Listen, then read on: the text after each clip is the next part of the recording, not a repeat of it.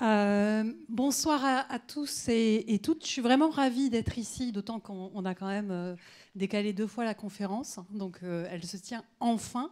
Je ne vais pas en dire beaucoup plus sur le reste de mon activité de recherche, sachant que ma thématique de recherche principale depuis 15 ans, c'est la question du bien vivre, donc j'ai quand même un petit peu de chance, même si vous verrez, c'est une question qui est quand même complexe, très enthousiasmante, mais complexe sur la manière de effectivement arriver à naviguer justement dans cette thématique du bien vivre. Donc tous ces travaux-là, ils s'inscrivent notamment dans la chaire Territoire en transition. On pourra y revenir si ça vous intéresse, mais vu que j'ai quand même quelques éléments à vous partager et que j'étais peut-être un tout petit peu généreuse sur la présentation, je vais m'atteler directement à l'objet, ce pourquoi je suis ici.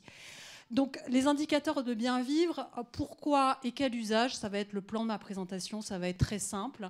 Et je vais essayer d'aller un petit peu plus rapidement sur le pourquoi, notamment parce qu'on m'a dit non, mais ils sont déjà super alertes là-dessus.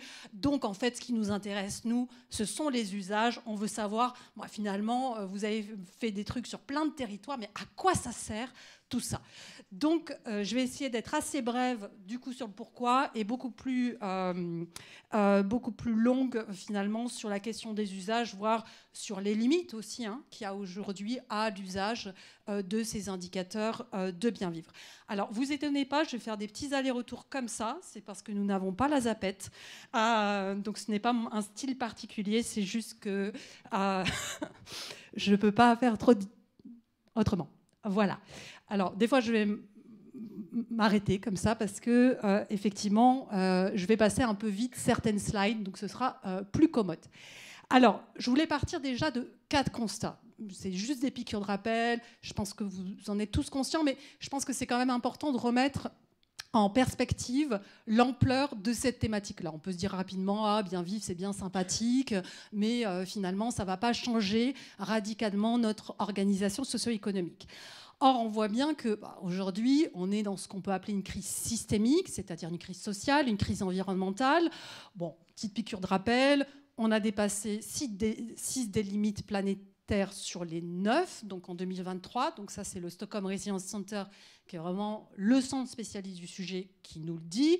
Et là, je vous ai mis un petit graphique prospectif, c'est-à-dire qu'aujourd'hui, 0,1% des plus riches possèdent à peu près 18% de la richesse planétaire, quand les 50% les plus pauvres en possèdent 3%. Si on suit le trend, en gros, en 2100, les 0,1% auront 30% de la richesse mondiale. Et encore, si on affine, si on fait les 1 sur 100 millions les plus riches, etc., on se rend compte de l'ampleur des inégalités, c'est-à-dire du fait qu'on a eu effectivement des inégalités qui ne concernent pas simplement les 10% les plus riches par rapport aux 10% les plus pauvres, mais qui sont des inégalités entre les 0,00001% les plus riches et les plus pauvres.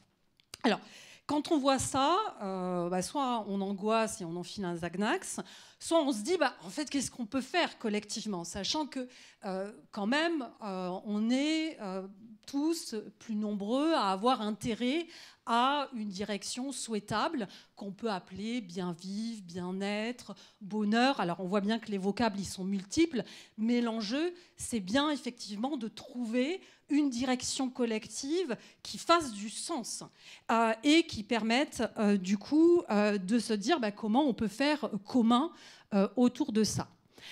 Alors ça, c'est mon deuxième constat. Ce qu'on se rend compte, c'est que quand même, cette question-là du bien vivre, alors qui ne va pas s'appeler toujours comme ça, mais qui derrière va trouver les vocables d'impact. C'est quoi notre impact positif, impact social, impact environnemental? C'est quoi notre responsabilité territoriale quand on est des entreprises? C'est quoi l'intérêt général? C'est quoi le bien commun, les communs, etc. Derrière finalement tous ces vocables-là, il y a bien quoi? Il y a bien une recherche de ce que sont les dimensions du bien vivre, et c'est une recherche qui concerne aussi bien les collectivités, les politiques publiques, les économies sociales et solidaires que les entreprises. Donc aujourd'hui, on peut dire que la crise, elle est globale, mais là, je reprendrai le vocable de Larère. Le global, moi je ne l'ai pas vu, hein, il n'existe pas, et on ne sait pas comment s'en saisir. Le global, c'est toujours du local, c'est le fait d'avoir une action mondialisée, ça passe toujours par de l'interterritorial.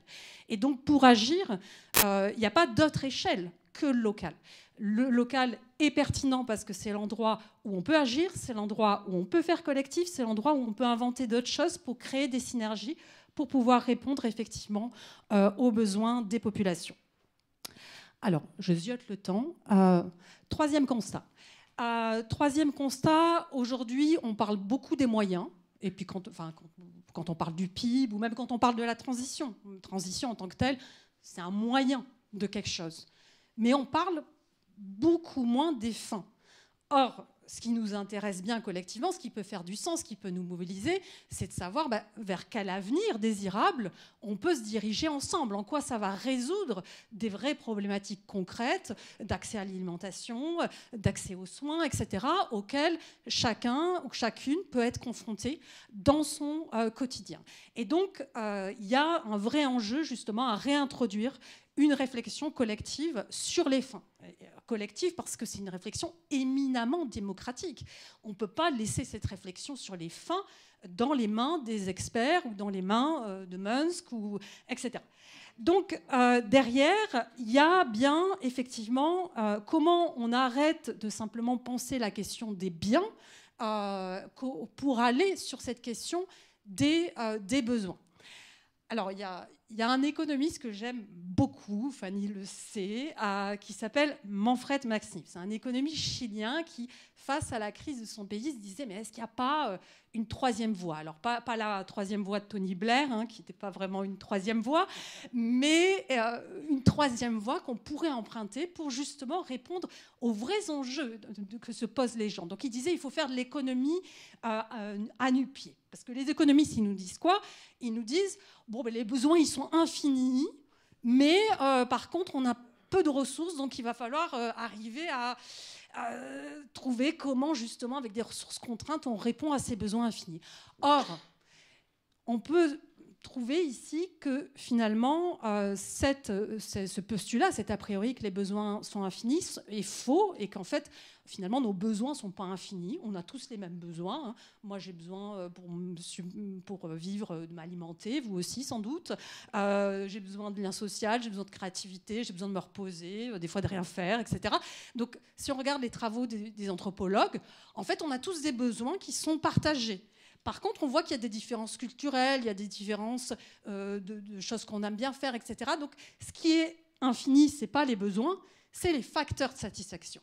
Et donc, tout notre enjeu aujourd'hui, c'est de réfléchir justement, non pas à restreindre des besoins parce qu'on aurait des ressources contraintes, mais comment on trouve d'autres formes de satisfaction des besoins, parce que je peux très bien satisfaire mon besoin d'identité en achetant un max de vêtements Shine, ou je peux le subvenir en participant à Mad Mars. Bon, l'impact environnemental et social, vous voyez bien qu'il n'est pas le même.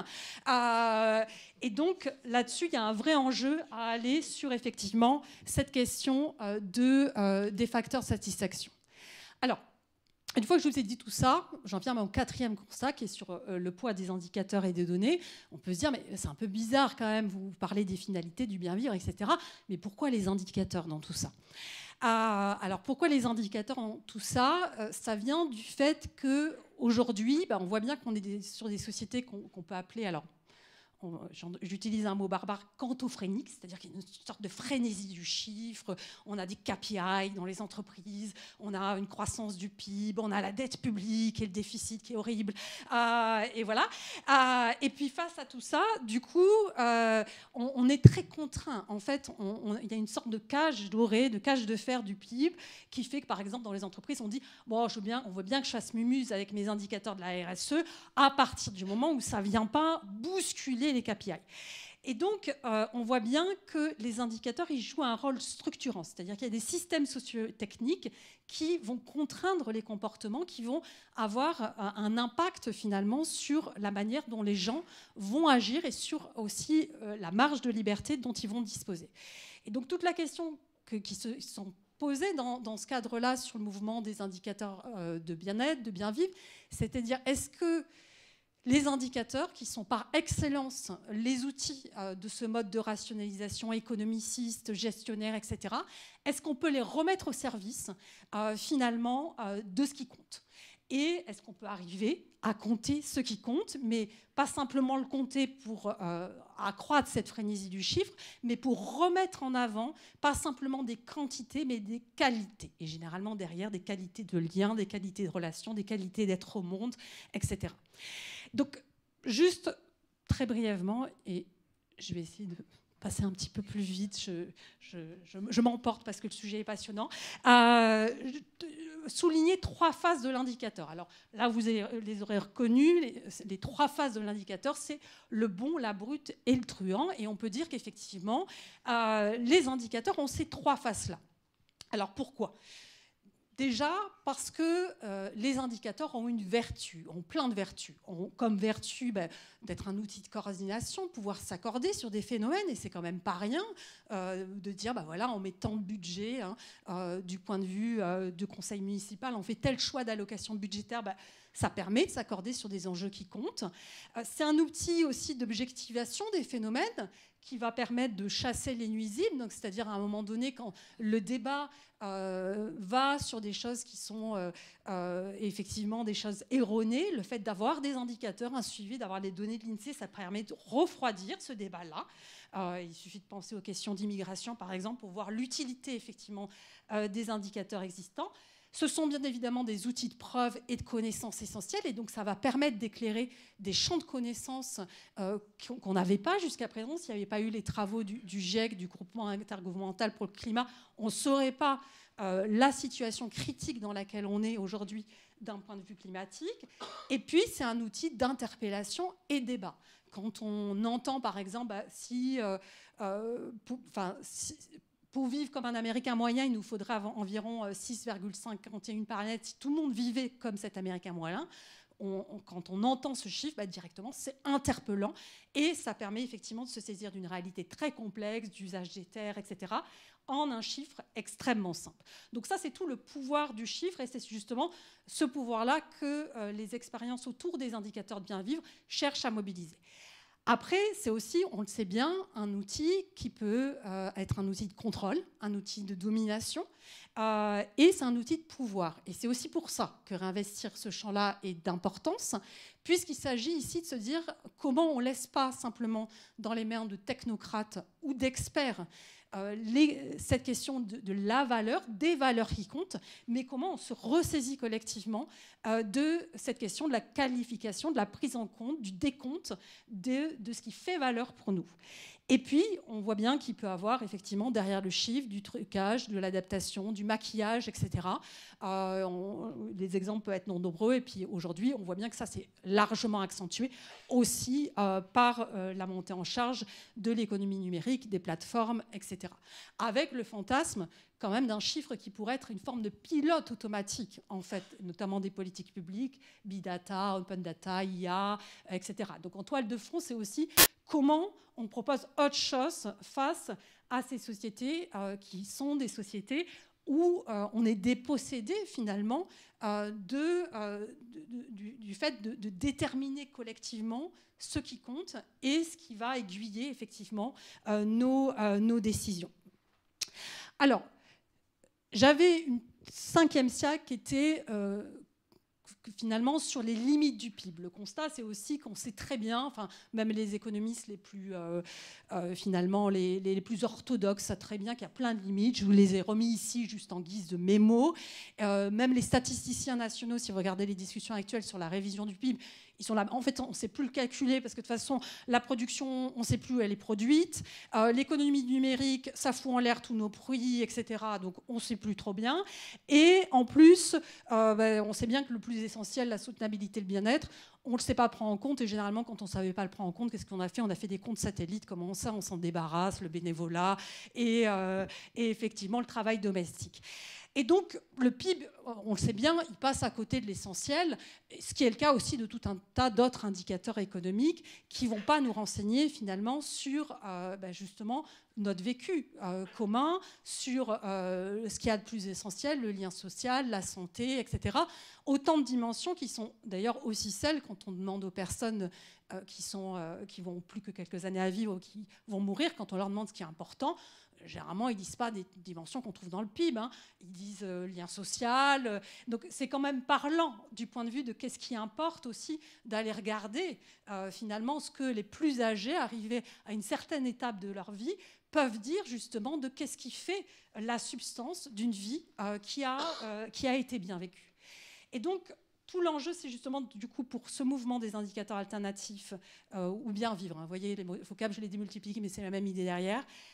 C'est comment on saisit ce caractère performatif des indicateurs, c'est-à-dire que les indicateurs, ils ne font pas que refléter le monde, mais ils participent aussi de sa conformation, et comment, du coup, on compte ce qui compte pour pouvoir arriver à compter au sens plutôt littéraire du terme, d'autres réalités, un autre futur commun.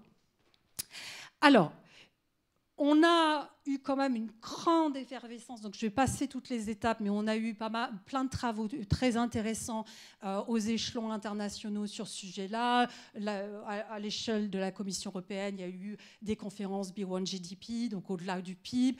L'OCDE a fait tout un travail sur le Better Life Index, donc les indicateurs du mieux vivre, avec tout un suivi détaillé autour de ça. Donc il y a quand même eu effectivement des dynamiques, hein, déjà à cette échelle-là, et puis à l'échelle de la France, il y a eu une loi, il y a eu la loi Devasas en 2015 qui visait à compléter effectivement les indicateurs pris en compte au moment du vote du budget pour justement se dire il faut élargir ce qu'on prend en compte en termes de valeurs, donc des indicateurs d'inégalité, des indicateurs environnementaux. Bon, le gouvernement devait publier chaque année ces indicateurs-là via France Stratégie. De facto, ça a été fait 2 ans, puis abandonné. Et puis une tentative de reviviscence en 2017, mais qui a avorté, hein, portée par un certain nombre de sénateurs. Donc, dynamique quand même à l'échelle européenne, à l'échelle internationale, et puis à l'échelle locale, on peut se dire, oui, mais nous, à l'échelle locale, on ne calcule pas le PIB à Marseille, alors c'est quoi le problème ?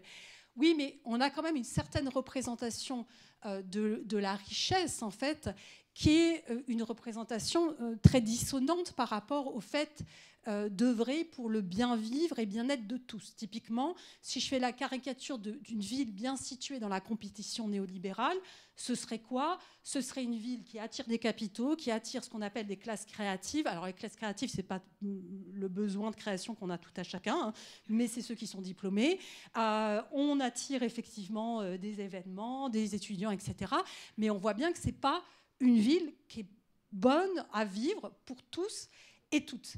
Et donc, il ne s'agit pas de ne pas s'interroger sur les questions d'attractivité, mais il s'agit de plus voir l'attractivité comme une conséquence, finalement, d'un bien-vivre territorial que comme un objectif en tant que tel. Il s'agit, du coup, de ne pas prendre le moyen pour la fin une nouvelle fois. Alors, j'avance quelque peu sur les démarches du bien-vivre. Donc, face à l'ampleur quand même des enjeux démocratiques, écologiques dans lesquels on est, on se dit, bon, quand même, c'est une gageure de se dire comment on avance sur ces sujets-là. Alors, la bonne nouvelle, c'est qu'on n'est pas les premiers à le faire, et il y en a quand même quelques-uns. Et ce n'est pas du tout exhaustif, hein. Je n'arriverai pas à le faire rentrer sur une slide, donc il y en a que quelques-uns. Si j'ai oublié certains qui œuvrent sur les territoires ici, vous me pardonnez, hein, la slide n'a pas du tout de vocation à être exhaustive. Elle a vocation à dire on n'est pas seul. En fait, il y a plein de territoires qui s'en sont saisis et donc on a déjà accumulé des retours d'expérience, on a déjà accumulé des outils qui peuvent être tout à fait précieux pour d'autres territoires qui veulent s'embarquer sur ces dynamiques-là. Donc, pour vous détailler un tout petit peu la slide, en vert là-haut, vous avez les expériences à l'échelle plutôt internationale ou nationale. En bleu, c'est les expériences autour du bien-vivre à l'échelle locale en Europe. Et puis en orange, c'est des expériences qui sont ailleurs dans le monde, le Japon, les États-Unis, Nouvelle-Zélande, etc. Alors, ce qu'on peut se dire aussi, si on est un petit peu moins optimiste, c'est quand même, on n'est peut-être pas foutu de s'accorder sur ce qu'est le bien-être social, en fait. Là, chacun y va de sa définition. Alors, moi, je trouve que ce n'est pas forcément une mauvaise chose qu'il y ait une telle effervescence, au sens où je pense qu'il y a aussi un enjeu que chaque territoire se dote des outils dont ils ont besoin. Il y a des trajectoires territoriales spécifiques qui nécessite effectivement qu'il y ait effectivement une définition commune sur ce territoire-là, ce qui ne veut pas dire ensuite qu'il n'y a pas des enjeux qui vont être transverses. Typiquement, quand on regarde ce sur quoi ont abouti Pays de la Loire et Grenoble, bon, on se rend compte qu'il y a les questions du temps qui ressortent, il y a les questions du santé. Donc on voit bien qu'il y a des dimensions communes qui vont se retrouver, pas toujours sur le même vocable, mais qui vont se retrouver entre différents territoires de France, ou même entre les dimensions, par exemple, des Bhoutanais et ce qu'on va observer finalement des dynamiques citoyennes en France. Alors, généralement, je sais que ça frustre beaucoup que je ne donne pas de définition du bien vivre. Alors moi, j'en ai pas une parce que je pense qu'effectivement, et puis j'ai pas un vocable, enfin, j'utilise bien vivre parce que généralement j'ai l'impression que ça parle plus au collectif d'acteurs, donc j'ai tendance à utiliser le vocable qui est le plus à même de nous rassembler pour avancer. Mais finalement, on peut parler de bien-être, soutenabilité. Derrière, c'est bien la question de la fin. On peut parler de bien commun. Et derrière, finalement, enfin, peu importe en quelque sorte l'étiquette de la boîte, tant qu'on est d'accord sur le contenu de la boîte, si vous voulez. Et du coup, en guise de suggestion, je vous partage une définition qui est celle de Pablo Solon, parce que je trouve qu'elle est intéressante. Mais bien évidemment, il y a plein d'autres définitions qui peuvent tout à fait valoir. Donc, Pablo Solon, il nous dit quoi sur le bien vivre? Il nous dit le buen vivir est un appel à redéfinir ce que nous entendons par bien-être et par bonheur. La communauté est essentielle pour le buen vivir, mais elle inclut à la fois l'humain et le non-humain, le matériel et le spirituel. Cette dualité est partout présente. Plus que de chercher le bonheur, le buen vivir vise l'équilibre. Un équilibre dynamique, jamais acquis et générant sans cesse de nouvelles tensions et de nouveaux processus de rééquilibrage. Ce qui fait que j'aime bien cette définition, c'est plusieurs éléments. C'est déjà que ça lie directement la question de la soutenabilité sociale et environnementale en considérant que c'est finalement les deux faces d'une même pièce, au lieu d'opposer finalement ces enjeux-là. Il y a cette question d'équilibre qui me paraît fondamentale. Et dans cette définition-là, la question des rapports de pouvoir et des tensions, elle n'est pas éludée. Et il n'y a pas de résolution magique des contradictions. C'est-à-dire qu'il s'agit justement de se tenir en quelque sorte sur cet équilibre dynamique, cette harmonie en transit, on pourrait dire, qui permettent justement à un moment donné de gérer les tensions, les conflits, mais qui n'éludent pas justement l'existence de conflits et de tensions. Alors, du point de vue de la formalisation finalement de ce difficile équilibre, une représentation qui a largement cours et qui aujourd'hui a quand même très largement le mérite de faire commun, c'est-à-dire qu'elle parle aussi bien aux entreprises qu'aux collectivités, qu'aux habitants, etc. C'est la représentation du donut de Katz-Wehrhoff. Donc, elle a découvert la nouvelle organisation socio-économique dans sa cuisine, c'est pas mal quand même, bravo à elle.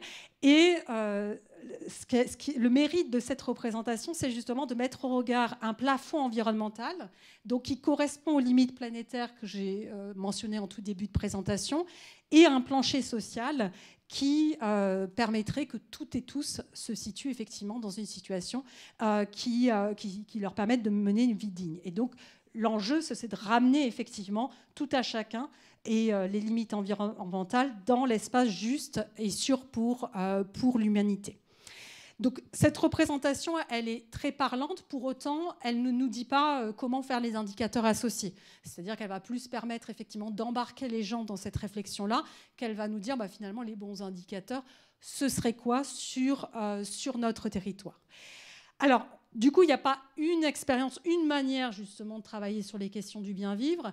Il y a de multiples manières de le faire et à chaque fois, il y a tout un tas de questions qui vont se poser quand on essaie de construire des indicateurs sur les territoires. Alors, ce qu'on voit, c'est que toutes, ils vont partir, alors plus ou moins avec un degré mis sur tel ou tel aspect, mais en gros, toutes ces démarches, elles vont partir d'une critique du PIB, du fait de mettre l'accent que sur ce qui dysfonctionne et pas de savoir qu'est-ce qui fonctionne, sur l'insoutenabilité sociale et environnementale, sur le fait d'avoir une rationalisation très instrumentale, de dire on peut avoir d'autres formes de rationalisation collective. Et puis, ça va souvent articuler des concepts qui sont pluriels, bonheur, richesse, bien-être, capacité, progrès, développement humain, etc. Du point de vue des modes de construction, on a des démarches qui vont aller sur des tableaux de bord, donc ça veut dire des séries d'indicateurs, on va dire où est-ce qu'on se situe sur tel ou tel plan, la santé, etc. On peut aller sur des profils, dire, par exemple, ici, ils ont plutôt des problématiques avec le logement, et puis là-bas, ils ont plutôt des problématiques de santé. Donc, essayons d'identifier des publics qui vont avoir effectivement des difficultés plutôt sur tel ou tel plan, ou des facilités. C'est intéressant aussi de savoir quand ça marche, pourquoi ça marche. Et puis, des indicateurs qui peuvent être synthétiques, qui vont résumer la situation du territoire sur un aspect qui peut sembler clé.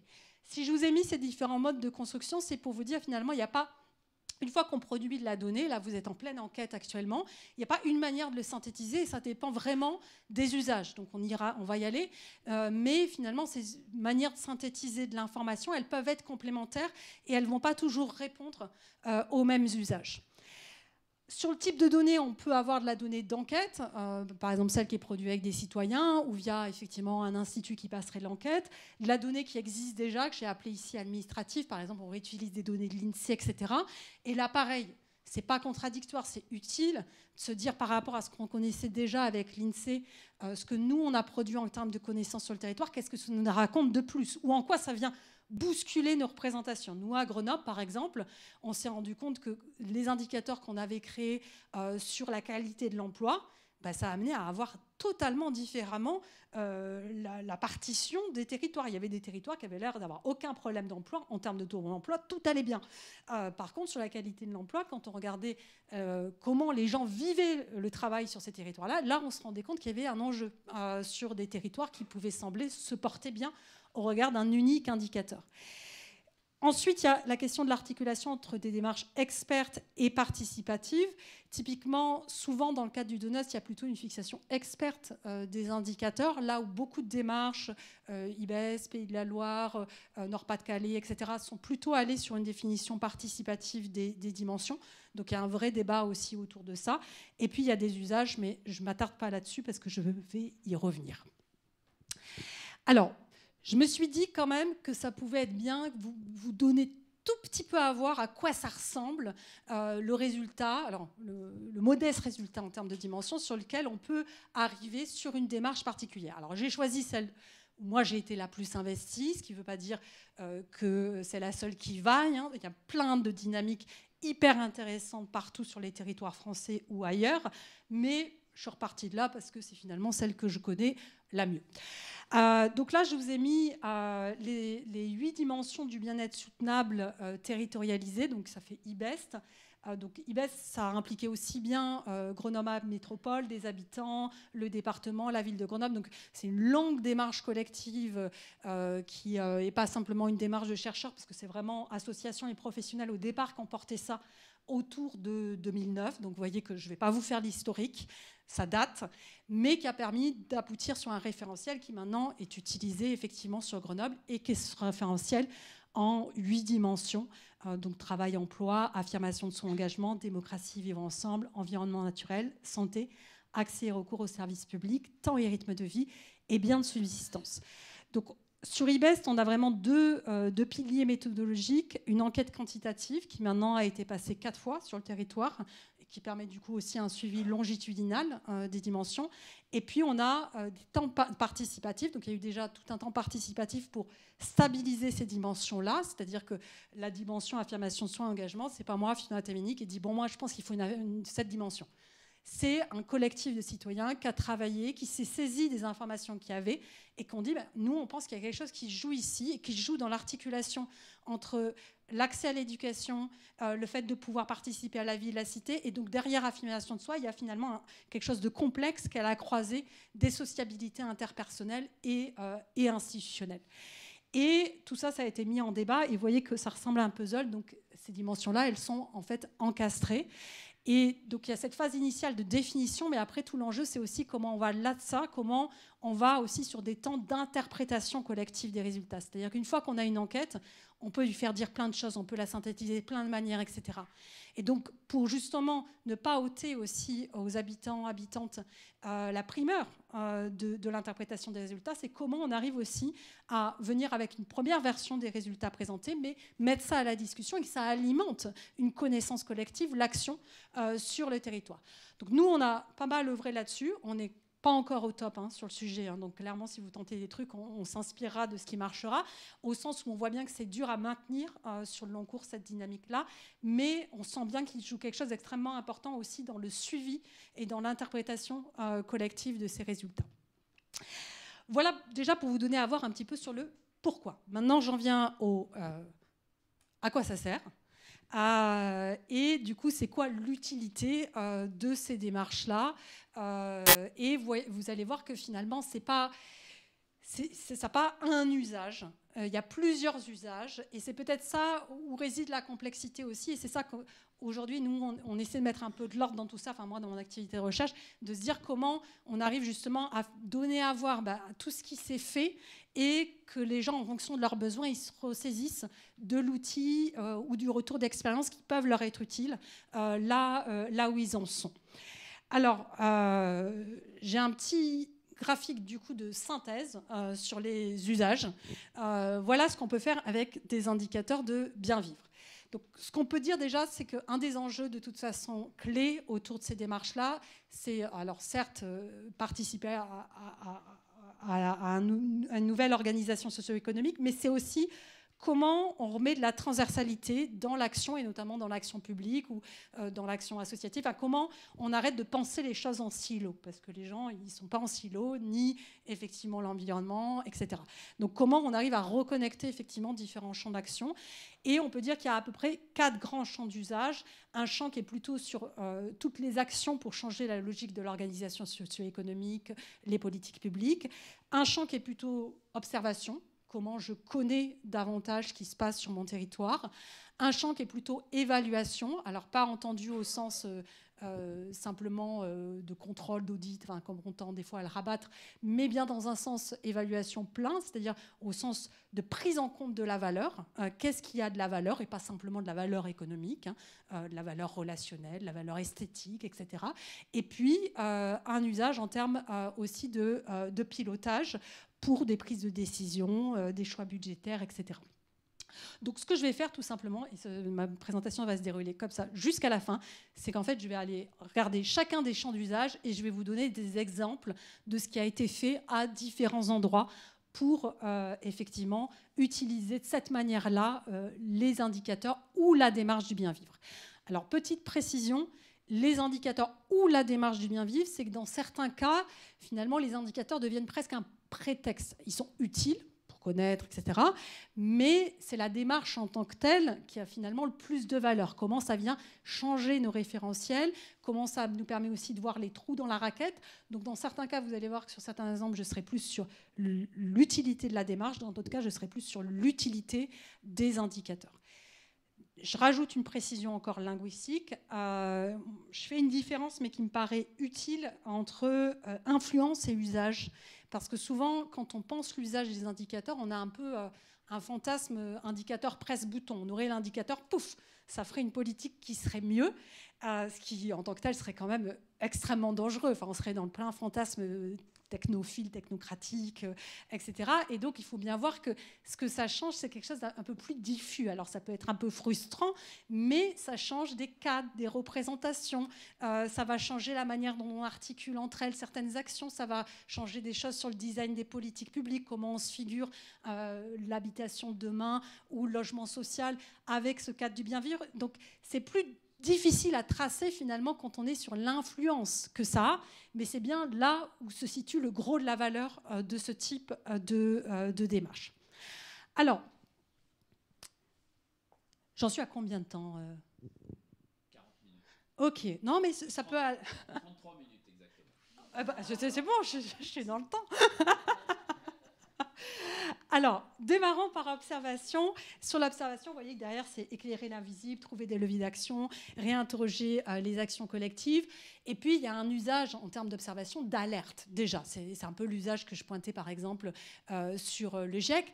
On a déjà cet usage d'alerte, de dire notre territoire, comment il se situe par rapport à des dimensions clés des limites planétaires et des limites sociales. Et pour vous en donner un exemple, j'ai pris le portrait d'Onos du Grand Genève qui montre l'ampleur du dépassement des limites planétaires sur le Grand Genève. Bon, ils sont un peu meilleurs sur les limites sociales, bien que tout le monde ne soit pas effectivement dans l'espace juste et sûr pour leur territoire.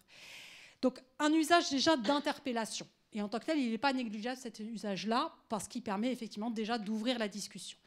Plus largement, il permet aussi de remettre sur le devant de la scène ou à l'agenda des préoccupations ou des champs d'action qui vont tendre à être négligés. Alors, avec Fanny qui est là, et avec, c'est pas bien de montrer du doigt, et avec Hélène, on a produit un rapport qui s'appelle les indicateurs de bien vivre éco-bénéfices de la sobriété. Et en gros, notre question de départ, c'était de dire, on sait bien, enfin, sobriété au sens de, effectivement, un moindre usage, donc il ne s'agit pas de faire que de l'efficacité, mais comment on va diminuer effectivement la demande, ou on va changer carrément son mode de vie, on va switcher de la voiture au vélo, etc. Et donc on s'est dit, mais dans toutes les expériences qui existent là, du bien vivre, donc on en a pris 17, qu'est-ce que ça nous raconte de ce lien entre bien vivre et sobriété? Est-ce que ça marche de pair? Et est-ce qu'il y a, comme on l'a appelé, des co-bénéfices? Est-ce que finalement le social marche avec l'environnemental, ou plusieurs champs du social marchent ensemble, ou plusieurs champs de l'environnemental marchent ensemble, etc. Alors la bonne nouvelle, c'est que oui, il y en a, mais qu'on voit bien que dans le cadre institutionnel dans lequel on est, eh ben, il y en a, mais dans des endroits très spécifiques, parce que des fois, il y a un cadre qui peut être favorisant. Donc ça pose toute la question aussi de comment on participe de la transformation des cadres qui puissent mettre en compatibilité sobriété et bien vivre. C'est-à-dire qu'on est dans un cadre où on peut se dire, dans une grande mesure, c'est pas tout à fait compatible, mais c'est pas que ça allait jamais, c'est que ça allait dans un cadre qui est très contraint et qui mérite effectivement d'être transformé. Donc là, je vous ai remis simplement un travail de chercheur qui montre justement la croissance parallèle du PIB à l'échelle mondiale, de l'empreinte environnementale et effectivement des émissions de CO2, qui montre qu'en fait, il n'y a pas de découplage, c'est-à-dire on n'est pas capable de croître tout en limitant notre empreinte environnementale. On a toujours des effets rebonds. On va faire des voitures qui sont plus efficaces, mais tout le monde va les acheter plus grosses. Voilà, donc on a plein de trucs comme ça qui opèrent, qui fait que là où on pensait avoir eu des gains, c'est-à-dire du découplage partiel, c'est-à-dire des biens moins polluants, finalement, on a toujours eu un effet rebond qui fait que finalement, on pollue encore plus. Et donc, c'est comment on sort effectivement, une fois qu'on admet qu'un découplage n'est pas possible, comment justement on pense plutôt un couplage entre des volets environnementaux et des volets sociaux. Alors, il y a plein de démarches qui du coup permettent de montrer que, la plupart des démarches, qu'est-ce qu'elles montrent? Elles montrent l'importance des dimensions non matérielles et des dimensions non marchandes dans le bien vivre. Et donc ça, déjà, c'est une voie extraordinaire. Ça veut dire que ce qui est parmi les choses les plus essentielles, la santé, les relations, etc., ça n'a pas de grosse empreinte environnementale. Et c'est que bénéfice d'un point de vue social. Donc là, je vous ai mis 2 exemples. Je vous ai mis la démarche Spirale, qui est vraiment une démarche très inspirante, qui a été passée dans plus de 200 territoires européens, avec des publics très divers, et qui est vraiment une démarche qui peut permettre de l'action sur des quartiers, sur un collectif. Donc ils l'ont vraiment fait avec tout type de public, des prisonniers, des prostituées dans des quartiers, etc. Et ça a amené des actions concrètes. En Grèce, ça a amené par exemple des pharmacies sociales.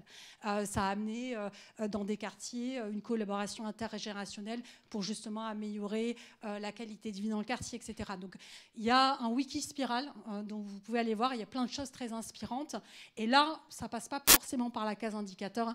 Ça peut être juste la démarche. On définit les critères du bien-être et après on se dit, collectivement, qu'est-ce qu'on peut faire pour aller mieux. Deuxième exemple, l'indicateur de capacité relationnelle. Je ne vais pas en dire beaucoup plus. Je vais juste vous dire qu'on a une spécialiste dans la salle qui est ici. Et c'est une démarche tout à fait intéressante qui a été utilisée à la fois dans les pays du Sud pour voir l'incidence de l'installation des firmes multinationales. Ça a été ensuite repris sur les écolieux. Donc, elles ont produit un rapport sur le sujet, sur les tiers-lieux. Et là encore, on voit l'importance des dimensions relationnelles, que ce soit la relation avec la nature, la relation avec les autres, etc. Alors, en termes plus précisément, au-delà du fait de nous alerter et de nous faire voir effectivement l'importance de champs qui sont parmi les plus négligés, hein, par exemple aujourd'hui à l'heure des coupes budgétaires, plus largement, ça peut permettre au quotidien, en routine, de venir alimenter une observation par des services dédiés, agences d'urbanisme, les services d'observation, et donc venir imprégner dans les différents services. Et après, du coup, ça vient imprégner le design des politiques publiques. Vous le verrez après, ça vient imprégner aussi l'évaluation de ces politiques publiques. Et ça vient, du coup, alimenter la réflexion. Donc là, je vous ai mis quelques exemples de publications, parce qu'à Grenoble, on a ce qu'on appelle l'OPSI, donc un réseau des observatoires. Et donc, tout ce qui a été produit dans IBEST, ça vient alimenter en continu des publications OPSI sur la santé, sur la vieillesse, etc. Et le graphique tout à fait barbare que je vais vous expliquer, qui est à côté, c'est ce que j'appelle les profils, au centre où vous voyez, il y a les 8 dimensions du bien-être soutenable. Et en fait, ce graphique, il a été construit de la manière suivante. C'est comme si, là, vous êtes en face de moi, et puis je vous pose des questions. Et je vous dis, par exemple, est-ce que vous êtes content du temps que vous consacrez à votre famille ? Il y a une partie qui va dire oui, ça va, le temps que j'y passe. Il y en a une autre qui dit je voudrais y passer moins de temps. Il y en a qui disent oh non, mais je voudrais y passer plus de temps, j'en ai marre de ne pas les voir, etc. Donc vous allez vous répartir. Je vais poser une deuxième question sur votre engagement solidaire, puis votre travail, etc. Et puis ça va former des groupes. Sauf que moi, je ne vous connais pas. Donc je vais vous demander qui vous êtes. Est-ce que vous êtes des femmes où est-ce que vous vivez, etc. Donc, statistiquement, c'est ça qui a été fait ici. Et donc, ça permet, sans a priori, finalement, de prendre l'échantillon et de dire quels sont les groupes qui ressortent quand on regarde des questions qui sont décalées. Par exemple, ici, sur travail-emploi, quand on regarde la satisfaction, prennent les gens dans leur travail, le sentiment d'injustice salariale, est-ce que finalement, tout le monde va très bien, il n'y a pas de souci sur la dimension travail, ou est-ce qu'on a des groupes qui se portent plus ou moins bien? Là, vous voyez qu'il y a 3 groupes qui se décalent, qui se détachent. Donc, chaque ensemble de couleurs, là, c'est 100% de l'échantillon. Vous voyez qu'on en a 30% qui cumulent toutes les difficultés sur ces questions travail-emploi, quand on a 35% qui, au contraire, eux, vont bien sur l'ensemble des dimensions considérées. Donc ça peut être très utile aussi pour se dire, parce qu'on a toujours les publics classiques, famille monoparentale, catégories socio-professionnelles, etc. Est-ce qu'on a finalement aussi d'autres publics qui ont des problématiques spécifiques? Et puis après, on peut savoir la nature de ces problèmes, qui ne vont pas forcément être les mêmes pour tout et chacun. Sur, par exemple, les questions de contrainte des temps, ce n'est pas forcément toujours les mêmes problématiques. Ça peut être des problématiques de transport, ça peut être des problématiques liées à sa composition familiale, etc. Donc ça, c'est plutôt les versions agrégées, mais après, tout simplement, quand on produit une enquête, chaque indicateur en tant que tel est quand même déjà intéressant. Donc là, je vous ai mis juste un exemple sur le temps et le rythme de vie, qui est quel est votre souhait concernant l'activité? Est-ce que vous souhaitez consacrer finalement plus de temps, moins de temps? Donc à votre travail, de manière générale, apparemment, travailler plus pour gagner plus, c'est pas bien passé dans la proposition de Grenoble. Le loisir, par contre, ils adhèrent un peu plus. Et puis, l'engagement solidaire, vous voyez, il est un peu plus haut aussi, mais je n'avais pas mis de flèche. Voilà pour le volet observation. Après, du point de vue de l'action, on voit bien que du coup, ça va permettre d'interroger collectivement ces questions de seuil, de qu'est-ce qui est assez, qu'est-ce qui est trop. Les Bhoutanais ont cette question what is enough, qu'est-ce qui est assez. Mais c'est vrai que derrière, c'est aussi qu'est-ce qui est trop. Et on voit bien que les limites environnementales, c'est pas que des limites environnementales, en fait, c'est des limites sociales derrière. C'est bien un excès de consommation qui amène effectivement ce dépassement-là, et un excès de consommation généralement par généralement une partie des plus aisés. Plus largement, derrière cette question des seuils et de comment on peut dealer collectivement à ça, il y a aussi la question de comment on ne pense pas notre bien-vivre territorial déconnecté du reste du monde. Où on va dire, nous, finalement, notre seuil, ça va être un seuil qui, en fait, n'est pas du tout acceptable à l'échelle mondiale. Donc, c'est là où les expériences, par exemple, de Bruxelles ou du Leeds sont très intéressantes, parce qu'eux, ils se sont dit, on va utiliser 4 lunettes, des lunettes locales, globales, écologiques, sociales, et on va notamment interroger, pas simplement notre bien-vivre sur le territoire, mais le bien-vivre du point de vue social et du point de vue écologique, par rapport au reste du monde. Qu'est-ce que ça a sur incidence sur effectivement le reste du monde? Alors, tac. Donut deal. Le donut deal, c'est de dire, en fait, au-delà de la définition des indicateurs, on peut essayer d'initier des actions qui vont simplement œuvrer sur une dimension sociale clé, par exemple, ou plusieurs, et des dimensions environnementales. Alors ça, c'est un très bon moyen d'action, notamment d'un point de vue associatif ou même du point de vue péréquation, soutien, etc. De dire, on va soutenir des actions qui permettent justement d'œuvrer simultanément sur plusieurs champs. Et donc, c'est ce qui a été fait à Amsterdam. Et maintenant, c'est repris par un certain nombre de villes. Donc, il y a 12 villes dans le réseau du Donut Deal. Et ça a permis tout un tas d'initiatives très intéressantes à Amsterdam. Alors, désolé, c'est pas, j'ai pas trouvé en version... voilà. Et j'en viens au volet évaluation. Sur le volet évaluation, on peut avoir des choses qui sont très frustrantes en termes de prise en compte de la valeur. Donc nous, on l'a beaucoup utilisé. La métropole l'utilise en routine. Alors je dis nous, mais en fait, moi, je ne fais plus rien là-dedans, ce qui est très bon signe quand les chercheurs sont plus, on va dire, les premiers utilisateurs. Ça veut dire que c'est rentré en routine. Et je vais vous en donner juste un exemple avec les programmes NRU de rénovation urbaine. Donc, l'NRU disait, c'est un programme à 20 ans, donc c'est un long programme de rénovation urbaine sur quartier prioritaire. Il disait, il faut que vous évaluez le reste à vivre. Donc, combien les gens ils sont à la fin du mois. Voilà, les professionnels, ils se sont dit, oui, mais c'est hyper intrusif, on va aller chercher les factures d'électricité. Alors, tout le programme, on l'a conçu de manière participative.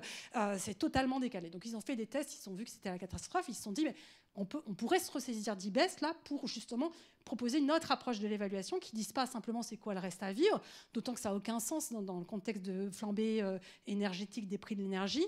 Quel sens ça va avoir l'évaluation à 20 ans?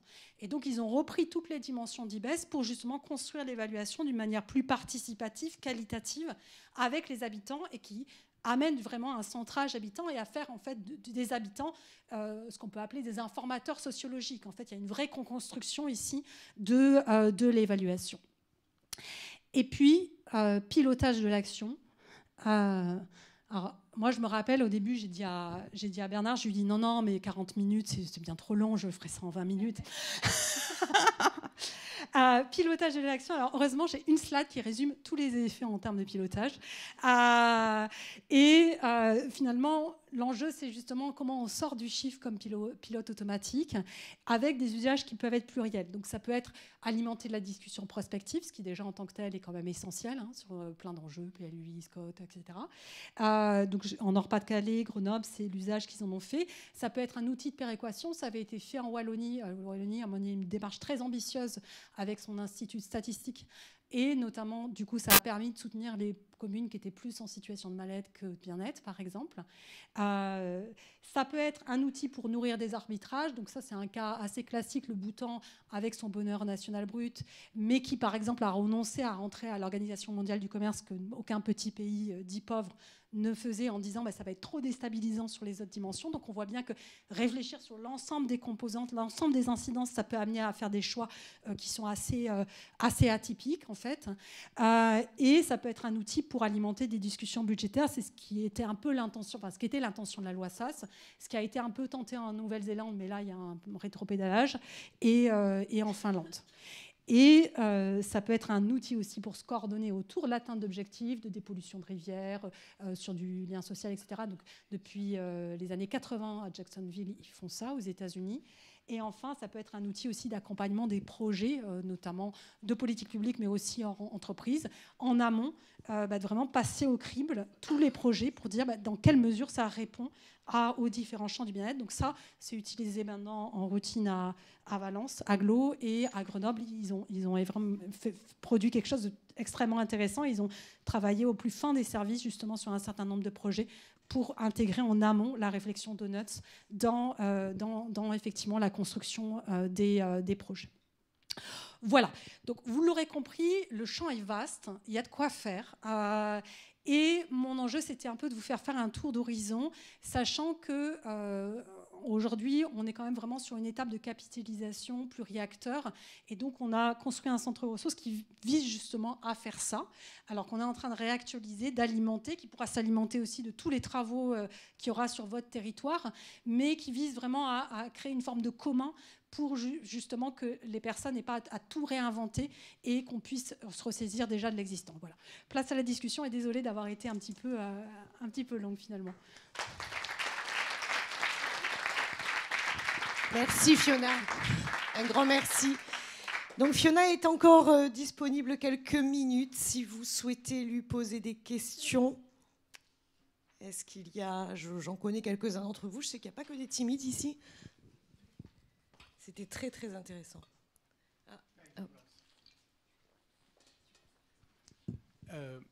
Une slide au début montre 40 ou 50 initiatives de partout dans le monde. Majoritairement, qui est-ce qui est à l'origine de ces initiatives? Est-ce que ce sont des universitaires? Est-ce que ce sont des politiques? Est-ce que ce sont des associations? D'où viennent toutes ces initiatives? Alors, c'est une très bonne question. Il y a les trois. Mais les trois que vous avez mentionnés, c'est le plus gros, au sens où on se rend compte qu'il y a quand même... c'est souvent des collectifs un peu hybrides au départ de ces démarches-là. Mais typiquement, les acteurs qu'on trouve peu à l'origine de ces initiatives, c'est les entreprises. Et le plus souvent, ça va être quand même plutôt des collectivités, acteurs associatifs. Après, on a quelques indicateurs qui sont un peu le fait d'experts qui peuvent être en chambre, mais souvent, c'est quand même cette rencontre entre au moins 2 mondes, voire 3 mondes. Souvent, à Grenoble, par exemple, c'est cette rencontre associative professionnelle des politiques publiques. Et parce que, en fait, ils essaient d'adapter à l'époque, il y avait eu un collectif associatif très effectivement mobilisé et qui avait quand même fait grand bruit à l'échelle nationale, qui était le baromètre des inégalités de la pauvreté. Dans cette veine-là, ils avaient essayé de l'adapter à l'échelle de Grenoble dans les premiers temps. Et en fait, ils n'y arrivaient pas. Enfin, ils ne s'étaient pas adaptés, ils ne savaient pas comment faire. Et c'est comme ça, en fait, ensuite, qu'ils se sont adressés aux chercheurs. Et donc, c'est vrai que très souvent, on voit qu'il y a quand même vraiment une dynamique collective et ça me donne l'occasion de préciser quelque chose que je n'ai pas dit, mais auquel je crois beaucoup et qui est lié à cette notion d'influence que j'ai détaillée. C'est en fait, on constitue une communauté interprétative. C'est-à-dire que souvent, on a tendance à se dire il y a les acteurs du monde politique, il y a les acteurs du monde associatif, il y a les acteurs entreprises, voilà. Comme si chacun était un bloc homogène en termes de valeurs, en fait. Or, on se rend compte qu'il y a une très grande hétérogénéité dans chacun de ces mondes-là et qu'en fait, on peut constituer une communauté de valeurs, une communauté d'interprétations partagées qui soit justement transverse entre ces mondes. Et je crois beaucoup, en tout cas dans ce que j'ai pu observer des expériences, qu'un des enjeux, c'est justement créer cette communauté interprétative intermonde, en quelque sorte.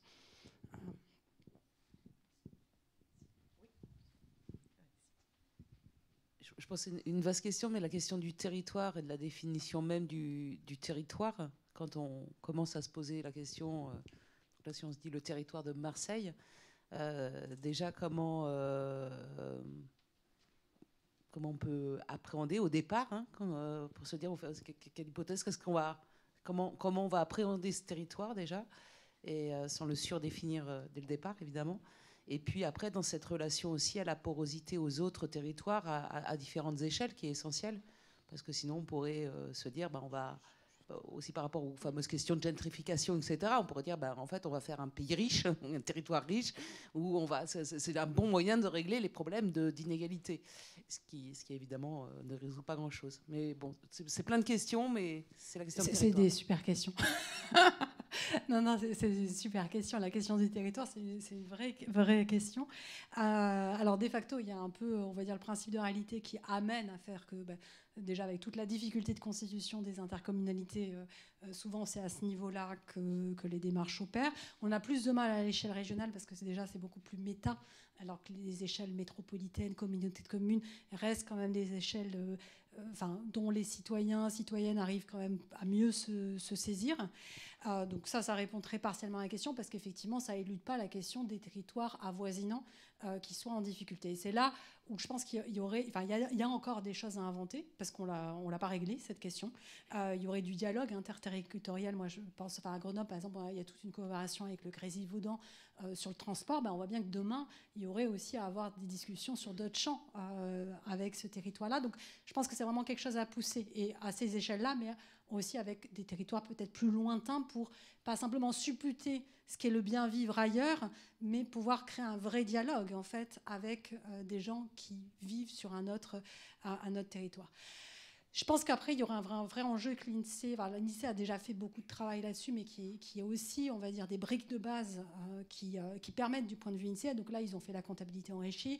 Ils ont proposé aussi certains indicateurs, mais on voit bien qu'ils sont un peu frileux d'aller sur les données d'enquête. Ce que je trouve très dommage, parce que j'avoue que je suis assez fervente convaincue des données d'enquête pour une raison simple, c'est qu'en fait, quand on est sur des données existantes, le plus souvent, on est sur des données d'offres et des données qui vont être sur l'accès l'accès en voiture, l'accès en vol d'oiseau, ou le nombre de réunions publiques, etc. Mais bon, on ne sait pas si les réunions publiques sont de qualité, on ne sait pas si les gens, ils ont un médecin en dessous de chez eux, est-ce que pour autant ils vont vraiment chez le médecin ou pas. Et donc ça, c'est un gros défaut qu'on retrouve dans pas mal d'expériences, et notamment des expériences, enfin, je pense aux villes, aux villages où il fait bon vivre, qui est un truc qui est beaucoup très profitable et beaucoup porté, et qui, quand on regarde le détail de la construction méthodologique, est totalement décalé par rapport aux enjeux de la transition. C'est-à-dire que l'idéal, c'est d'avoir tout à 15 minutes en voiture. Donc voilà, il y a vraiment cet enjeu, je pense, effectivement, interterritorial. Et pour répondre sur, on va dire, la construction du chiffre. Par contre, après, si on passe sur les démarches, là, on peut se permettre effectivement aussi d'avoir une compréhension haute du territoire. Donc il se trouve que j'ai encadré une thèse qui est sur l'évaluation de l'impact territorial, qui est la thèse d'Éléonore Lavoine, qui a été soutenue en décembre. Et Éléonore, elle a fait donc toute sa thèse chez Lagrange. Et son enjeu, c'était de dire justement comment on prend en compte le territoire dans l'évaluation. Et elle a beaucoup œuvré sur la politique de la petite enfance, qui est une politique clé de Léo Lagrange, mais qui est un peu quand même une politique de gros volume, etc. Donc comment arriver à savoir qu'est-ce que ça veut dire le territoire de Nantes, etc., dans ce cadre-là. Et là, c'est très intéressant parce que du coup, via justement le fait de laisser ouvert cette question du territoire, et donc via la discussion collective, elle montre justement comment ça peut être un levier justement pour créer du lien, pour réinterroger, pour mobiliser d'autres acteurs, etc. Et en plus de ça, et donc je vous invite à aller voir son travail, elle propose une méthode de consolidation, parce qu'après on peut se dire c'est bien, on a plein de verbatim sur ça, mais comment on ramène ça du point de vue de la ville de Nantes ou de la métropole de Nantes, etc. Donc son enjeu, ça a été de dire comment on arrive à prendre en compte la dimension multidimensionnelle du territoire, mais aussi sa dimension multiniveau. Voilà. Mais il y a encore plein d'autres enjeux sur le territoire.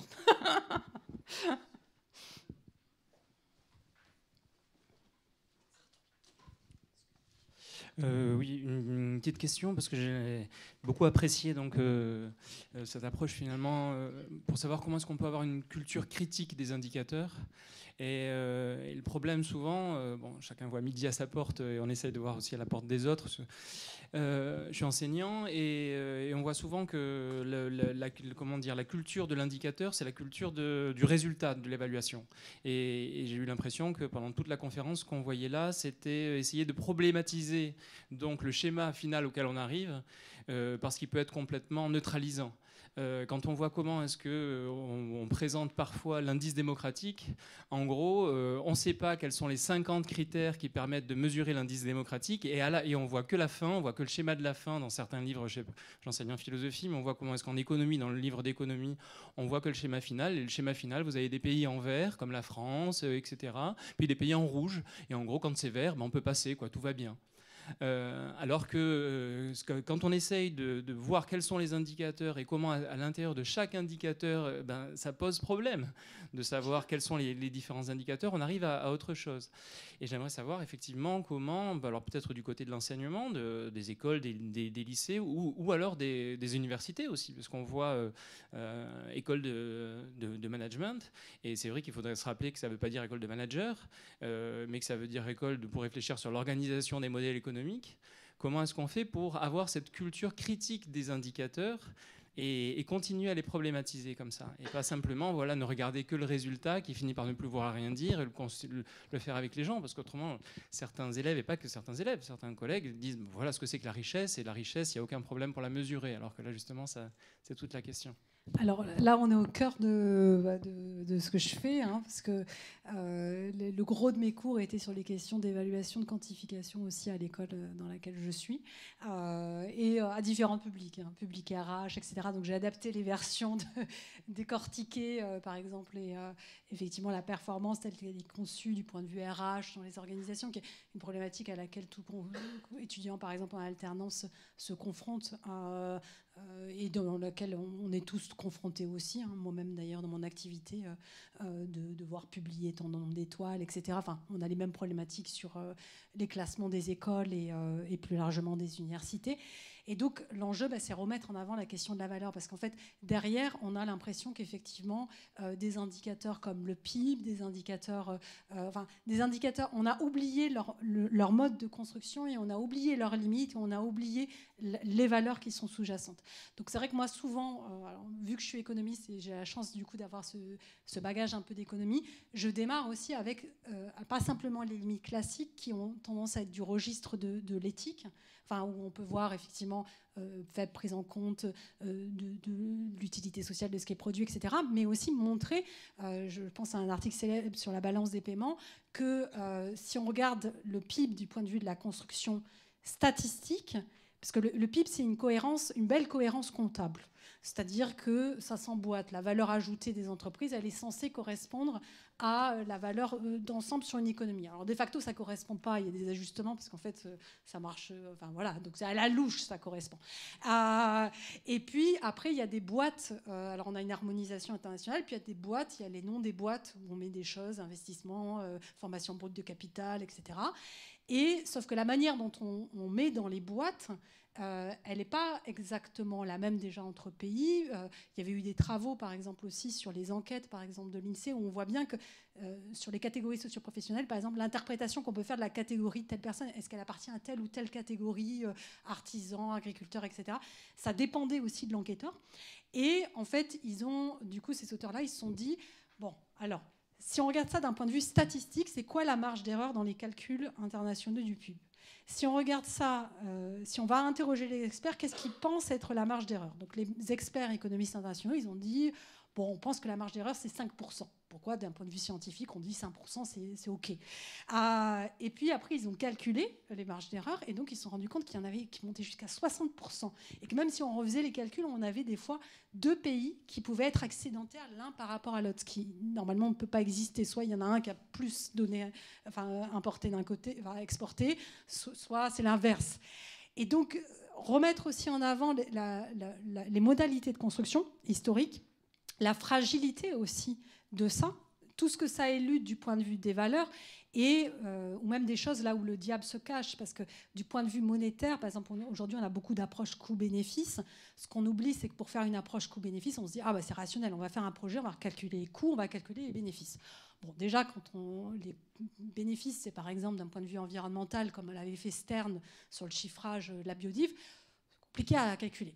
Mais en plus de ça, quand on calcule des coûts ou des bénéfices dans le temps, il faut appliquer ce qu'on appelle une valeur actualisée. C'est-à-dire que la valeur de l'argent aujourd'hui, ce n'est pas celle de demain. Rien que là-dedans, le diable, il se cache, parce qu'on voit bien qu'il y a toujours une préférence pour le présent. Donc ça amène à des conclusions du point de vue économique qui sont absurdes. C'est-à-dire que ça ne peut pas tenir. Par exemple, Nordhaus, qui était prix Nobel, pour lui, on peut être à 305 degrés sans que ça pose un quelconque souci.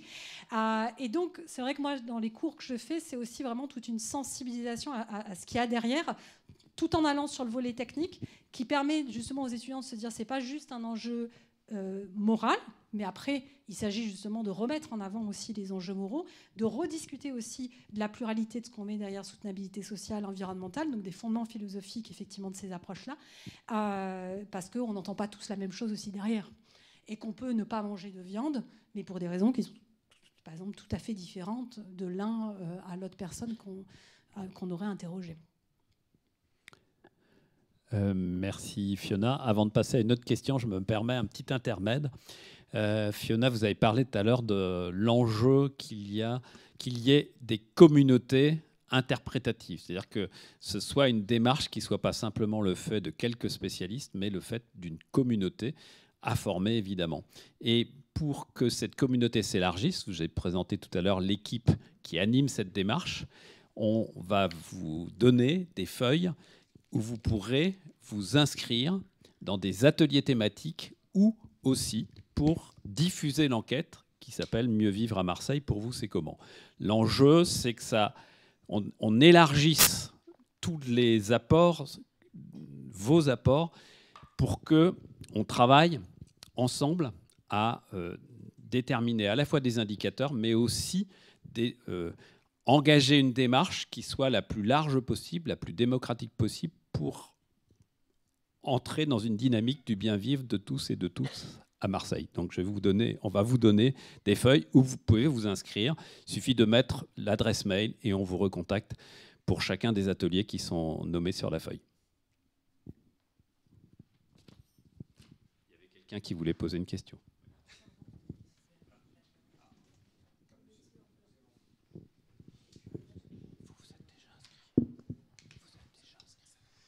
Oui, au fond, vous proposez dans cette démarche différents regards posés sur le monde qui nous entoure, sur un territoire donné, qui pour nous est celui de la métropole ou de la commune, et en nous invitant donc par type de compétences ou type d'intérêt pour agir à croiser nos regards. Donc il y a le citoyen, il y a l'experte que vous êtes, il peut y avoir des artistes, il peut y avoir les communautés des entrepreneurs, les communautés des technocrates, fonctionnaires, etc. Et tout ça aboutit à un concert dans lequel on voit se dégager progressivement un certain nombre de thèmes que vous avez présentés dans une forme de marguerite stylisée. Et à partir de là, on peut considérer que cette marguerite, elle représente un peu la conception que la collectivité se fait de façon en croisant les regards de ce que c'est le bien vivre. Alors, quand on aime, on ne compte pas, mais à un moment donné, il faut compter. Et Dieu sait qu'actuellement, dans les collectivités territoriales, on sait qu'il faut compter. Et donc, il faut choisir. Alors, il y a un grand sociologue qui propose une démarche qui consiste à dire, à chaque fois que quelqu'un fait un choix sur une priorité qui est la sienne, par exemple, je pourrais aller au théâtre tous les soirs, il dit parallèlement à quoi il renonce pour que ce choix puisse être priorisé, en quelque sorte. Alors, j'aurais aimé savoir si ce type de, entre guillemets, gymnastique démocratique, qui est maintenant peut-être permise par des moyens de tri à travers les questionnaires, peut-être vous semble pouvoir être utilisé de telle sorte qu'à un moment donné, face à une situation de rareté dans la capacité de la puissance publique à entreprendre, parce qu'elle a des capacités limitées de tout point de vue, se dégagent en quelque sorte des choses qu'elle devrait faire en priorité. Alors à Marseille, c'est facile. La nouvelle municipalité est arrivée, elle a tout de suite vu que les écoles n'étaient pas entretenues depuis un certain nombre d'années. Et donc, elle a tout de suite réagi sur ce genre de thématique. Et puis, elle a tout de suite entrepris un virage vers le verdissement de la ville, etc. Mais quand on descend dans le détail, c'est de plus en plus difficile, en quelque sorte, à effectuer ce tri. Et puis, il se peut aussi qu'entre les tris qui sont faits dans telle mairie d'arrondissement et le tri collectif, il puisse y avoir des antagonismes. Alors, j'aurais aimé savoir si, dans votre expérience, vous avez été confronté à cette gymnastique du choix et si celle qui est préconisée par ce sociologue vous paraît intéressante. Alors merci, parce que c'est une excellente question et on touche quand même au dur. Hein. Aujourd'hui, la plupart des organisations sont confrontées effectivement à des coupes qui sont démentielles. Donc évidemment, il n'y a pas la formule magique pour faire face à ça. Par contre, je pense qu'effectivement, ça peut venir alimenter la réflexion des élus sur ce sujet-là. C'est-à-dire que là, on peut avoir tendance, alors c'est pas forcément le cas, on va dire, de toutes les, enfin, selon le bord politique, etc., on voit bien qu'il va y avoir des différences de sensibilité, mais où finalement un certain nombre d'associations, etc., peuvent être souvent dans les premières coupes budgétaires. On voit bien que ça peut amener à réviser ces choix-là, et notamment ça peut amener aussi à concevoir les choses un peu comme chez les Bhoutanais, hein, qui finalement subissaient aussi une perte économique de ne pas rentrer à l'OMC, de se dire où est-ce que finalement ça peut créer synergie, où est-ce qu'il y a quelque chose de structurel, de long terme, etc. Donc, je n'ai pas la réponse magique parce que c'est une réponse politique. Il ne s'agit pas que cette démarche, elle se substitue au politique. Le politique, en fait, il demeure.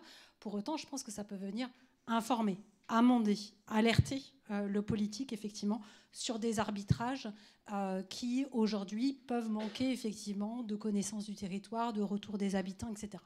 Par ailleurs, ça peut être aussi un levier face à une situation de pénurie budgétaire, de dire, certes, la puissance publique a vocation à être un chef d'orchestre sur certains plans, mais il y a des actions aussi, des dynamiques territoriales, où elle peut être simplement support ou proposer la dynamique sans pour autant mettre effectivement des moyens ou en tout cas être pleinement partie prenante. Donc, je pense ici à toute la démarche spirale dont je vous ai parlé, qui est une démarche finalement qui demande de former des facilitateurs, mais généralement bénévoles, qui du coup peut se répandre de quartier en quartier de cette manière-là, et qui est une démarche qui peut s'appuyer déjà sur des collectifs en fait existants, sans demander effectivement des ressources énormes, par exemple en termes de participation de la part de la collectivité. Mais encore faut-il après bien fixer les objectifs, dans ce cas-là, de dire en fait l'enjeu c'est peut-être à l'échelle de votre quartier, à l'échelle d'arriver à trouver une action collective autour de ça. Donc là on est aussi en train de tester, d'appuyer. Enfin, donc Samuel Turan a été beaucoup impliqué sur la démarche spirale dont j'ai parlé, et actuellement avec une autre personne qui s'appelle Benoît Ducré et puis tout un réseau d'acteurs, ils ont développé un jeu qui s'appelle le jeu du bien vivre ensemble, qui se base sur une équation qu'ils appellent l'équation de Gaïa. Alors c'est pas l'hypothèse Gaïa qui est un peu plus lunaire, c'est effectivement, c'est un petit clin d'œil à l'équation de Gaïa qui met en rapport le PIB avec le niveau de CO2, le nombre d'habitants, où on dit en gros soit il faut diminuer le PIB, soit il faut diminuer les habitants. Voilà, donc l'équation elle paraît impossible quand on la voit comme ça, Gaïa. Et donc Gaïa, ça met pas en rapport effectivement du PIB, des habitants, etc., mais ça met en rapport des unités de Gaïa, donc des unités plutôt d'empreinte environnementale. Et ce jeu-là, en fait, ce qui est très intéressant, c'est que c'est un jeu qui arrive à être directement sur l'articulation sobriété et bien vivre, de dire il faut qu'on arrive à réduire sur un certain nombre de plans, et qui fait le pari de s'appuyer sur les collectifs et les habitants pour faire ça, et qui, contrairement, par exemple, la frise pour le climat, par exemple, c'est très bien, mais ça ne dit pas ensuite qu'est-ce qu'on fait en termes d'action. Or là, le jeu, il est directement sur qu'est-ce qu'on a chacun, où est-ce qu'on en est à l'échelle de notre quartier, de notre collectif d'habitants sur ça, et très concrètement, à la fin de ça, qu'est-ce qu'on peut faire en termes d'action à l'échelle locale. Donc moi, je crois beaucoup qu'effectivement, les pouvoirs publics n'ont pas toute puissance. Ils peuvent soutenir, mais ils ne vont pas pouvoir tout faire. Et donc, ça nécessite aussi qu'il y ait une dynamique d'appui à ces transformations-là par d'autres acteurs en fait, du territoire. Voilà, je ne sais pas si c'était une réponse un peu à la Normand, mais on pourra en rediscuter.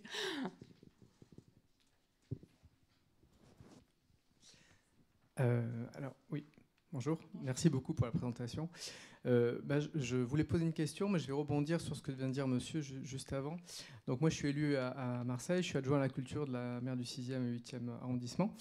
Et justement, cette question, on se l'est posée quand on a été élu, on va dire sur un budget similaire, donc ça ne coûte pas plus cher.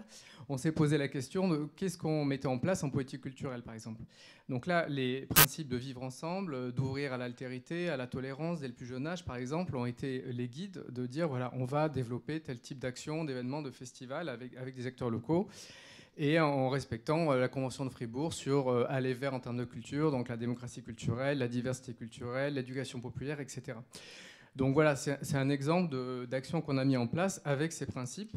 Ça ne nous a pas coûté plus cher, mais je pense qu'au niveau bien-être et au niveau de ce qu'on peut apporter en termes de maillage, de vivre ensemble et de mixité, c'est quelque chose qui est assez aligné. Voilà, donc c'est un exemple de ce qui nous a amené à arbitrer, ce qui continue à nous permettre d'arbitrer au fur et à mesure de nos actions dans l'année. Donc la question que je voulais poser, c'était par rapport à la dernière slide, où vous dites importance de capitaliser sur les démarches existantes. Je pense qu'en effet, c'est absolument essentiel. Parce que c'est vrai que c'est intéressant, et c'est ce qu'on fait d'ailleurs avec le BIB Eman Mars, de se poser des questions, parce que c'est une vitalité démocratique de construire ensemble ces indicateurs, de réfléchir. Donc il y a une notion d'engagement qui est peut-être aussi importante que d'imaginer les indicateurs. Ceci dit, ça prend beaucoup de temps. Et peut-être que, donc sur le centre de ressources, je ne sais pas, mais est-ce qu'il y a des filtres, par exemple des contextes ou des aides à la décision pour savoir par exemple les profils de territoire, les objectifs qu'on peut avoir, qui permettent de déterminer peut-être plus rapidement ou de piocher déjà dans des indicateurs. Et comme ça, on accélère le process tout en gardant ce côté engagement, participation qui est absolument essentiel et peut-être aussi important pour pouvoir ensuite les faire vivre. Voilà, c'était un peu cette question. Merci beaucoup, c'est une très bonne question. Alors, je vais juste compléter ma réponse précédente parce que du coup, ça m'a fait penser à ça. Je pense qu'un des leviers, c'est aussi, finalement, même si en toile de fond, on a toujours... un des constats qu'on a eu, par exemple, quand on a étudié les 16 expériences, c'est que très souvent, d'un point de vue théorique, c'était posé, par exemple, l'articulation soutenabilité sociale et environnementale, mais dans la pratique, par exemple, il y avait d'un côté les indicateurs environnementaux, de l'autre côté les indicateurs sociaux, sans aller croiser les deux. Et donc, je pense que pareillement, dans des moments de décision ou dans du design de politique publique, en toile de fond, on sait qu'on veut prendre en compte ces enjeux-là, mais on ne va pas toujours les articuler. Et donc, je pense qu'un des enjeux, c'est aussi par rapport à là où on choisit de financer, comment on arrive à l'articuler avec d'autres champs et faire que, certes, on a fait ce choix politique, mais ça rejaillisse aussi sur d'autres champs, typiquement en termes de mobilité, comment ça rejaillit sur le bien vivre dans le quartier ou sur d'autres plans. Enfin, donc arriver à connecter aussi entre elles différentes politiques publiques et d'avoir ça en amont du cahier des charges des projets. Alors plus concrètement sur Cap Bien Vivre, on a construit ça il y a 2 ans de ça. Et notamment parce qu'on avait organisé 2 forums internationaux pour le bien vivre. Donc on réunit à peu près 1000 personnes un peu partout dans le monde, de 25 pays, les gens qui œuvrent sur les différents territoires, etc. Dans l'idée justement de comment on arrive à capitaliser et comment on arrive aussi à se parler entre des mondes très différents. Donc vous pourrez trouver sur le site à quoi ça ressemblait ces temps-là, mais on s'était dit, au-delà de ça, il faudrait vraiment un endroit où on trouve ces ressources-là, parce que c'est bien de faire du bilatéral comme ça, mais en fait, ça fait que les acteurs, ils réinventent dès le départ. Donc en fait, sur le site, il y a un volet qui est Cap Bien Vivre, qui est vraiment juste sur la réflexion, ça revient sur des éléments que j'ai pu dire par exemple au départ. Il y a un volet, c'est construire des boussoles, donc c'est très concrètement comment ça peut servir. Alors aujourd'hui, on est en pleine révision du site. Donc là, c'est la V1 dont je vous parle, mais on va mettre en ligne des éléments de la V2, donc on est en plein milieu du gué là. Mais du coup, cet onglet-là, il a vraiment vocation à dire comment on y va. Aujourd'hui, c'est plutôt l'exemple d'IBES qui est pris, comment ça peut servir, par exemple, l'analyse des besoins sociaux, comment ça sert sur le volet évaluation, etc. Mais l'enjeu, c'est justement que là, sur cet onglet, on en est beaucoup plus. Et notamment, ce qu'il y a dans ma to-do list de la semaine, c'est d'arriver à finir une arborescence des expériences avec l'idée qu'en gros, j'ai telle question, je voudrais telle chose qui corresponde. Où est-ce que je trouve l'outil adéquat et comment j'ai une fiche de pipage très courte qui me dise comment je peux me saisir ça. Parce qu'aujourd'hui, en gros, on a des choses sur les expériences, mais qui généralement racontent tout le storytelling. Et en fait, quand quelqu'un il a un besoin souvent qui est très précis. Et du coup, il faudrait qu'il puisse arriver au bon endroit de là où ça peut lui être utile. Donc on est en pleine phase de construction de ça.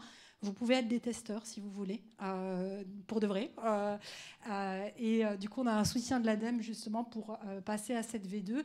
Et on essaie aussi d'élargir la gouvernance du centre ressources. Donc je le dis, c'est tout à fait ouvert en termes de collaboration aussi là-dessus.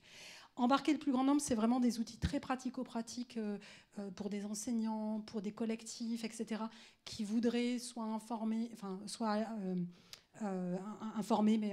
sensibiliser du public sur ces enjeux-là. Il y a aussi des vidéos, donc c'est des choses très, très facilement appropriables sur cet onglet-là, plutôt outils d'éducation populaire. Et puis, explorer l'existant, c'est une base de données. Donc, c'est possible de choisir des filtres, de dire je veux une démarche qui est plutôt en France, à tel niveau, etc. Et du coup, il y a une base de données sur les indicateurs qui existent à différents endroits qu'on est aussi en train d'enrichir. On est en train de tout enrichir. Donc, normalement, la V2 devrait être bien mieux que la première version, mais vous pouvez déjà vous saisir de tout le matériau qu'il y a sur cette première version. Alors moi j'aurais une petite question, Fiona, donc merci pour cette présentation. Alors on se sent tout petit quand on est dans notre démarche, nous, à notre niveau, par rapport à tous ces experts qui ont essayé de trouver tous ces indicateurs, et du coup on a plein de questions qui nous viennent. Et entre autres, tu as parlé du bon et de la brute et du truand. Oui. Et c'est au sujet du truand. Je me suis posé la question, on s'est posé la question quand on a commencé à parler d'indicateurs, on s'est dit, bon, le PIB par exemple, c'est un indicateur qui a été créé à un certain moment, il a été plus ou moins parfois détournés. Et on s'est demandé, est-ce que ces indicateurs qu'on pourrait produire seraient détournés à un moment donné? Et donc la question, c'est, est-ce que vous avez intégré cette possibilité dans votre construction d'indicateurs, et comment on peut la contrôler? Parce qu'on ne peut pas l'empêcher, mais comment on peut contrôler ce détournement finalement d'indicateurs? Enfin, ou anticiper justement dans la construction d'indicateurs ces comportements. Alors, on n'a pas été confronté à ça. On avait eu déjà, on a eu cette question plusieurs fois. Je me souviens notamment d'une fois où j'étais avec une des collègues qui porte la démarche depuis le début, qui est du coup la directrice de l'observation et de la prospective, j'ai oublié des choses dans son titre, de la métropole, et on lui avait demandé, mais est-ce qu'il n'y a pas un risque d'instrumentalisation de la démarche? Elle disait, mais on aimerait bien qu'ils instrumentalisent la démarche, au sens où on aimerait bien qu'effectivement ça aille au-delà et finalement que cet enjeu même se pose. Alors, pour autant, on avait quand même une vigilance sur la marchandisation de la démarche. Et moi, c'est un truc sur lequel je n'étais pas du tout alerte, parce qu'on est vraiment tout un collectif d'acteurs autour de ça. Et j'avais eu effectivement des personnes qui m'avaient dit, mais est-ce qu'ils ne risquent pas d'avoir une sorte de monétarisation, enfin de marchandisation d'IBEST, ce qui fait que à un moment donné, on a fait une convention collective où on a dit, en fait, IBEST, c'est license common, tout le monde peut l'utiliser tant que ce n'est pas des fins marchandes, etc. Donc, il peut déjà avoir ce type de garde-fou. Après, je pense que c'est difficile d'empêcher certains mésusages, dans tous les cas, mais déjà le poser comme bien commun, en license commons, le fait de s'assurer aussi qu'il y a de la gouvernance de la démarche, je pense que c'est déjà quelques garants, on va dire, qui sont sans doute indispensables, quoi.